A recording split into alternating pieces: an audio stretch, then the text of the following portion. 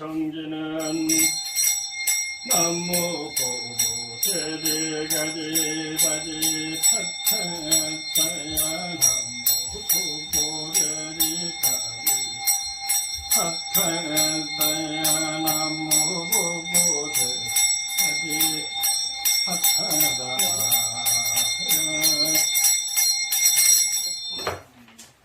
상교 삼보대 성자종 지정계 흥태비운 비시 연인포 신우나 삼천세계 새 거부와 발만 진럭의 종종 반편지문 투 망망사계지중누 후계수여 공국지전상 무언부종약 칭담진을 시사바세 계일사천하 남선부주 동양 대한민국 경기도 안산 시축사 한년 7년 산하 극나감 수월도량예 신축년 7월 보름 백중 천원예자 등 건설법연 정찰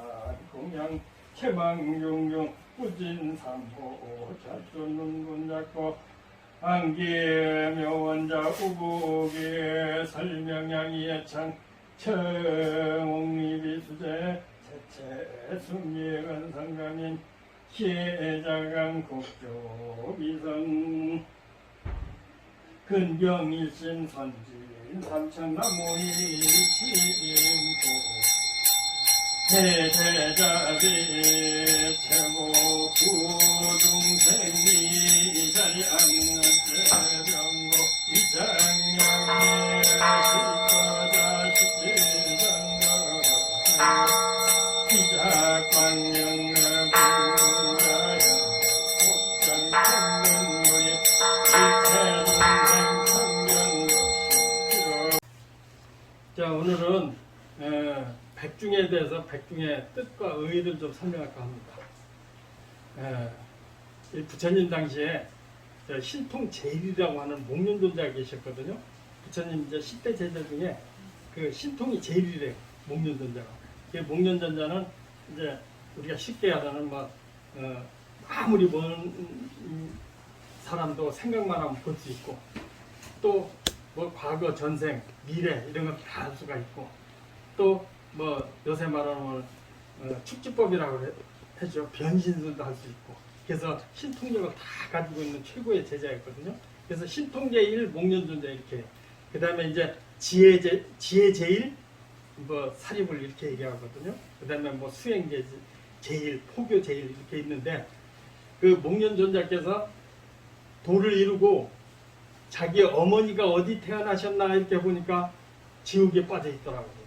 그래서 그 목련존자가 어머니 지옥 빠진 것을 제도하는 날 이렇게 알려져 있거든요. 그래서 아버지가 일찍 돌아가시고 어머니가 재산을 탕진하고 조금 이렇게 바람직한 삶을 못 사셨기 때문에 그 인과로 해서 지옥을 떨어졌다고 해요. 그래서 목련존자가 부처님한테 그럼 우리 어머니를 어떻게 하면 제도할 수 있겠습니까? 물어보니까 이렇게 우리 스님들이 여름 석달, 겨울 석달 이렇게 결제를 하거든요. 근데 7월 보름에 해제를 해요. 해제라는 것은 이제 이렇게 모여 살다가 더위가 끝나고 그러면은 자연스럽게 스스로 만행도 하고 세상 일도 겪으면서 이렇게 도를 닦는 그런 시기를 해제라고 그래요. 해제 때 스님들한테 공양을 올려라. 그 공양 올린 공덕으로서 어머니가 지옥에서 벗어날 거다. 이렇게 설명해서 그때 해제하는 날 목련존자가 많은 스님들한테 이렇게 공양을 올리고 어머니를 천도했다는 그래서 새로운 세상에 태어나게 해서 지옥거를 끝냈다 하는 이런 가르침이 있거든요. 그래서 그게 쭉 이어져서 지금까지 7월 보름 백중이라고 그러죠. 백중에 이렇게 많은 사람들이 천도가 제일 잘 된다고 그래서 백중에는 그 조상영가를 천도하는 그런 날입니다. 그런데 어떤 사람이 지옥 가느냐 어떤 사람이 천당 가느냐 그것은 다 자기 마음먹기 나름이거든요. 자기 삶의 결정체. 그러니까 자기가 사는 거의 결과에 따라서 가는 곳이 천당이에요. 그러니까 천당은 이렇게 우리가 말하자면 인과응보라고 그러거든요. 그러니까 충신, 효녀, 연려, 또 남한테 좋은 일 한 사람, 또 남한테 착한 일 한 사람, 이렇게 남한테 많이 당한 사람, 많이 베푼 사람, 이런 사람은 자연스럽게 천당을 가게 돼 있어요. 그러니까 세상에 뭐든지 인과 원칙에서 한 결과가 나타나야 되지 않겠어요? 그러니까 살아서 못 받은 사람은 죽어서 천당에 태어난다는 거죠. 근데 천당에 다 태어나면은 나중에 그 공덕이 끝나면은 또 사람으로, 인간으로, 축생으로 이렇게 돌고 돈다고 해서 이 윤회설 얘기하는 거거든요. 그런데 이게 절에서 이렇게 천도제를 지내고 또 그 다르게 가르치는 방법이 있어요. 그러니까 여기는 극락암이잖아요. 극락하면은 우리는 천상에 태어나려고 하지 말고 극락에 태어나라는 극락세계. 극락세계는 아주 옛날에 아미타불이 되신 분이 있어요. 근데 저처럼 비구였거든요. 그래서 법장이라는 이름을 가진 비구가 있는데 공부를 열심히 하다가 부처님이 됐어요. 깨달았는데 자기 소원은 모든 사람을 극락세계 가는 것이 소원일 수 있게 만들었어요. 그러니까 극락세계는 법장 비구가 새로 만든 세상이에요. 그러니까 거기에 태어나면은 천당 갈 필요 없이 천당과 똑같은 아주 좋은 환경이 있지만은 극락세계도 그와 못지않게 아주 궁전 같은 데서 저 남해아비 탑을 10번만 가면 극락세계 태어나게 하겠다. 그래서 거기 있으면은 고통받지 않고, 그러니까 삶의 고통이 없이 거기서 부처님이 돼서 영원한 행복을 누릴 수 있는 그런 세계를 만들겠다. 그래서 만들어 놓은 게 극락세계예요. 그러니까 극락세계하고 천당은 조금 틀리죠. 그래서 불자들은 극락세계 가기를 바라내야 됩니다. 극락세계를 가면은 우리가 진리를 깨달아서 나고죽는 데서 초월할 수 있는, 나고죽는에서 내 맘대로 할 수 있는, 그게 극락세계거든요. 천당에는 천상락이라는 것은 우리가 생각하는 이상세계예요. 그러니까 모든 것을 다 갖춰져 있는 세계. 그러니까 그 세월이 아주 길고, 또 세월이 아주 길기 때문에 몸에서 땀도 안 나고 때도 안 묻고 옷도 화려한 옷인데 더러워지지 않고 그렇다고 그래요. 그런데 그 공덕이 끝나면 지옥도 가고 또 다시 동물도 되고 사람도 태어나고 그래요. 그러니까 그것은 우리 한 행위의 결과로 이루어지는 것이다. 그러니까 극락세계는 우리가 아미탑을 10번 불러서 가는 곳이다. 그러니까 극락세계에 태어나있죠. 그러면 거기서 천상락을 받으면서도 우리가 진리를 깨달아서 이상세계에 태어났다고 하거든요. 그런데 그것이 다 어디에 있느냐? 우리 마음에 있다고 가르치는 거. 마음 먹기 나름이라. 지옥 천당도 마음에 먹기 달렸다. 이렇게 가르쳐 있거든요. 그런데 또 부처님 하루는 이렇게 보니까 천상에서 이렇게 보니까 어떤 사람이 지옥에서 남보다 더 고생을 많이 하는 사람이 있었어요. 그래서 이렇게 보니까 불쌍하던, 그러니까 그 사람은 어떻게 제도해야겠다 생각하면 그 사람이 전생에 착한 일 한 거 없나? 사람으로 있을 때 착한 일 한 거 없나 보니까 거미가 한 마리 있는데 그놈을 확 밟고 죽이려다가 이 거미도 생명인데 하고 밟고 죽이려다가 말았대요. 그러니까 부처님 볼 때 착한 일 한 건 그거 딱 하나 있더라는 거예요. 그래가지고 그 거미를 불러가지고 그 천상에서 거미 똥구멍에다가 거미줄을 밑으로 쭉 내려 보내는 거예요. 그 제도하려고 부처님께서. 근데 거미줄을 갈수록 이제 동아줄로 바뀌는 거예요. 그 지옥까지 갔대요. 가니까 이게 웬 떡이냐 하고 이 과거에 나쁜 일 한 사람은 거미줄을 꼭 붙잡았어요. 붙잡았으니까 서서히 천상 올라갈 거 아니겠어요?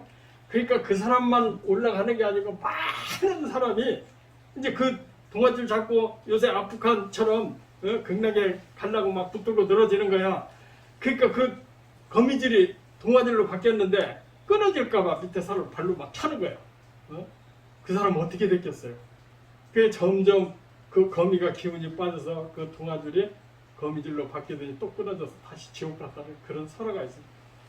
그러니까 그것도 우리가 똑같은 상황에서 마음 한번 바꾸면은 천상 극락이 있다 이렇게 가르치는 거거든요.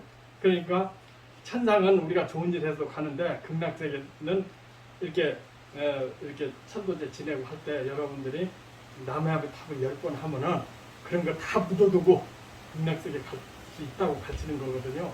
그러니까 여러분 오늘 이렇게 백중 기도할 때 남의 답을 10번 정성스게 들리면은 모든 것이 해결이 됩니다.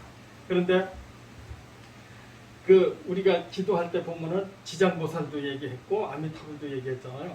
근데 지장보살은 누군지 또 아미타불은 뭐 설명을 했어요. 근데 지장보살은 누구냐 하면은 이 불교가 생겨서 500년이 되니까 불교도 상당히 타락을 했어요. 인도에서. 그러니까 뭐든지 오래가면 썩거든요. 썩으니까 자꾸 이렇게 개혁을 해줘야 되는데 불교도 썩었어요. 한 500년 들어요. 그러니까 스님들 위주로 이렇게 불교가 바뀌었어요.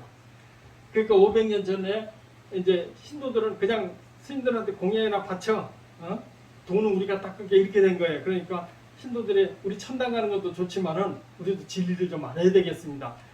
해가지고 개혁한 것이 대승불교라고 해요. 그 대승불교는 스님처럼 우리도 같이 돈 닦자. 그래서 깨달음을 같이 나누자. 이게 대승불교거든요. 그래서 500년쯤 지나서 새로운 보살들이 많이 생겼어요. 그러니까 위로는 진리를 구하고 아래로는 중생을 구제하겠다. 이 서울을 세운 게 보살이거든요. 이게 보살의 원력이라고 그래요.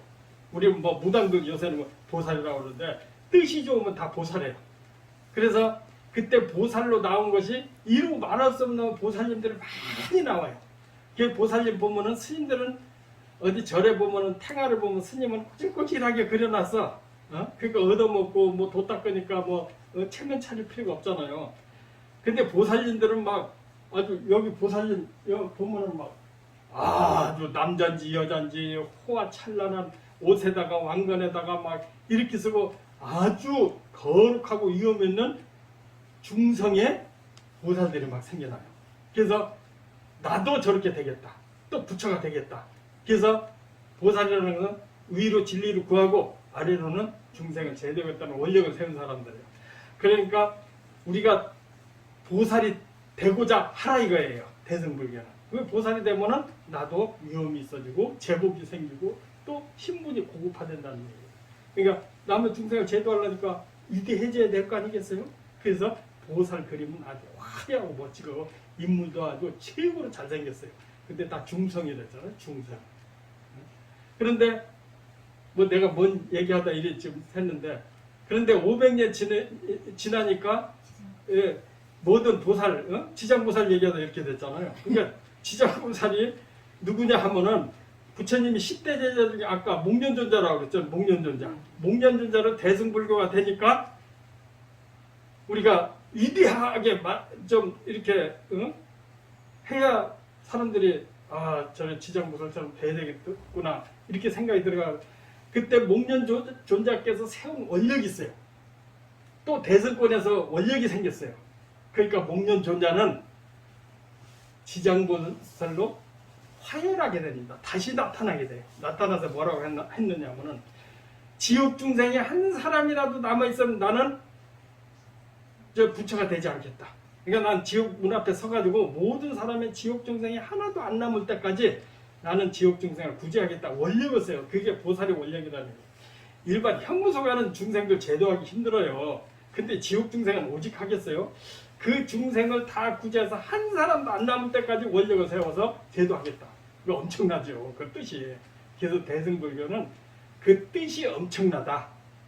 그래서 우리가 목련존자가 다시 화연으로 나타난 지장보살을 이렇게 정근을 하고 지장보살 가피력으로 우리 인연된 중생들이 지옥 가 있다고 한다면은 오늘 천도해서 그 중생들을 구제하고자 하는 날입니다.